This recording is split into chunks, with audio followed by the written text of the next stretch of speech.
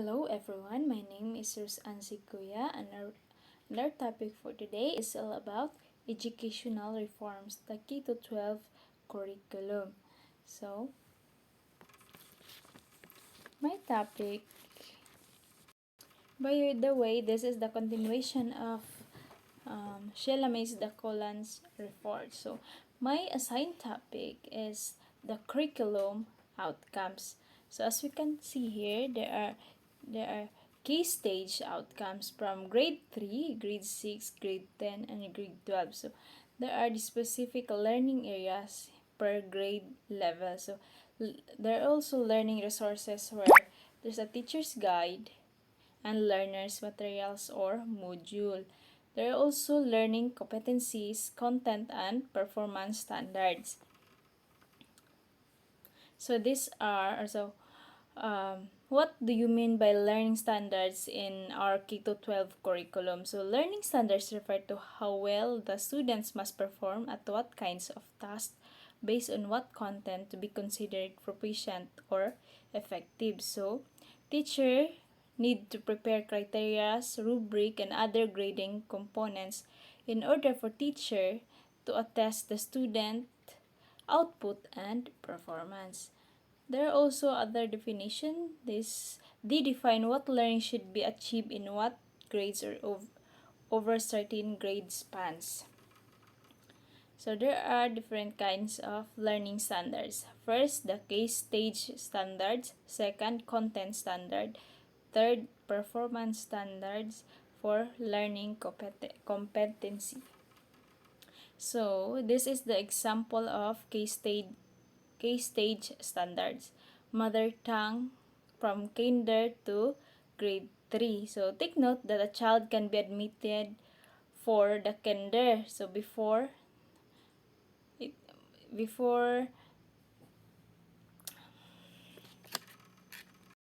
sorry. So take note that a child can be admitted for the kinder. So the mother tongue starts with kinder to grade 3. So by the end of grade 3, students will enjoy communicating in their first language and familiar topics for a variety of purposes and audiences using basic vocabulary and phrases. For example, creating stories, reading text, of course, to understand. So this is a sample content and performance standards and learning competencies. So in every topic to be discussed by the teacher, before they write a lesson plans, they always understand and always identify first the content standards, performance standards, which is the output of the students, and also the learning competency. Now let's proceed to the basic education program.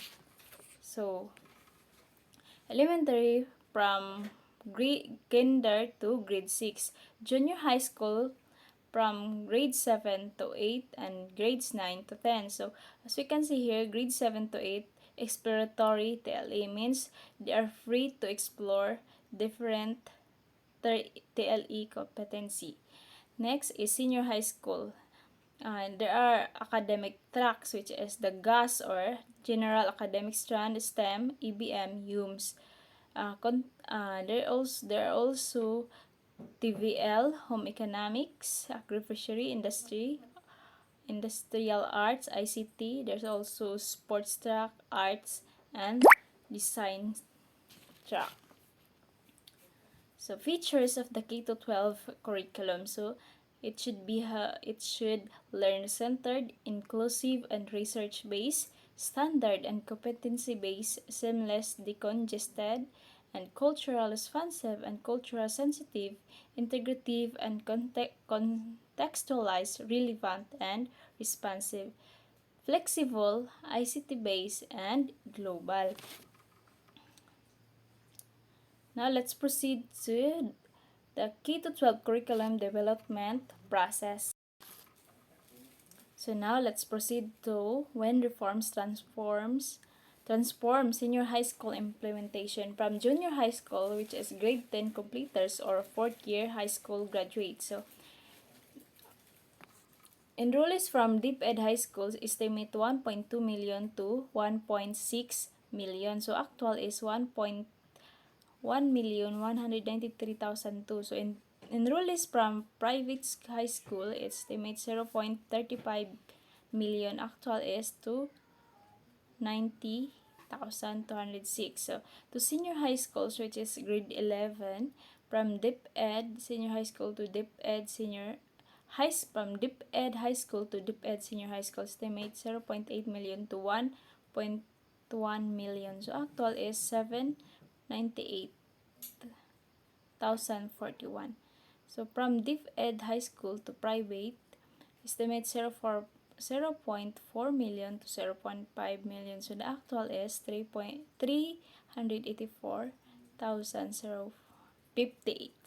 Private high school, from private high school to private senior high school, estimate 0.35 million.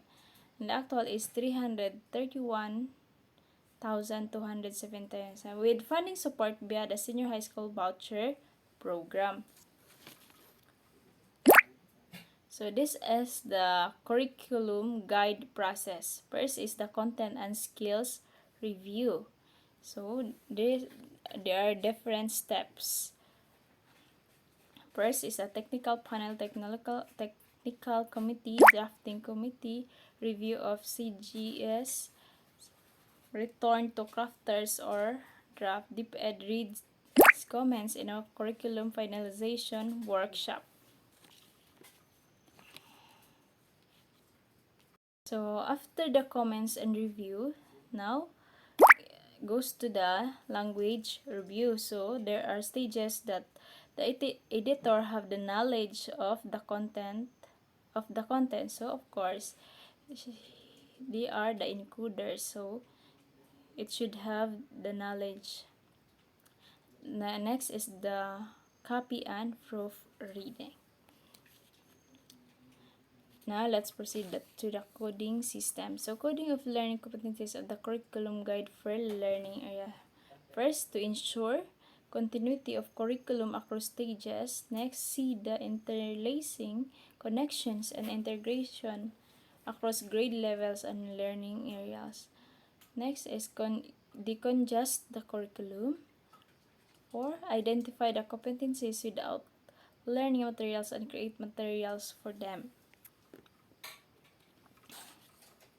So senior high school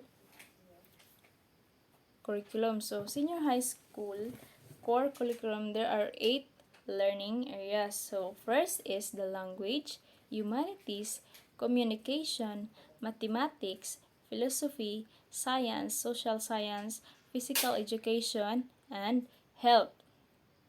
So there are also senior high school tracks, the academic, the technical, vocational, livelihood, sports, arts, and designs. So the proposed grades 11 and 12 will have 31 subjects. ETR per subject, so total is 2,480 hours. So there are 31 total subjects, 15 core subjects and 16 track subjects, which is 7 contextualized subjects and 9 specialization subjects. So each subjects will have 80 hours per semester. PE and health will have 20 hours per semester for 4 semesters. So, senior high school subjects. So, core subjects means same content and same competencies, meaning they are same all. Contextualized subject in the track, so different content but same competencies. Next is specialization subject in the track, so different content and also different competencies. So, senior high school program requirements. So, work and contribution to society. So, These are the requirements for senior high school. Of course, the teachers, we are lacking of teachers. Materials, facilities, and equipment, ICT environment, assessment, school leadership and management, school divisions, technical assistance, community industry, relevance, and partnerships.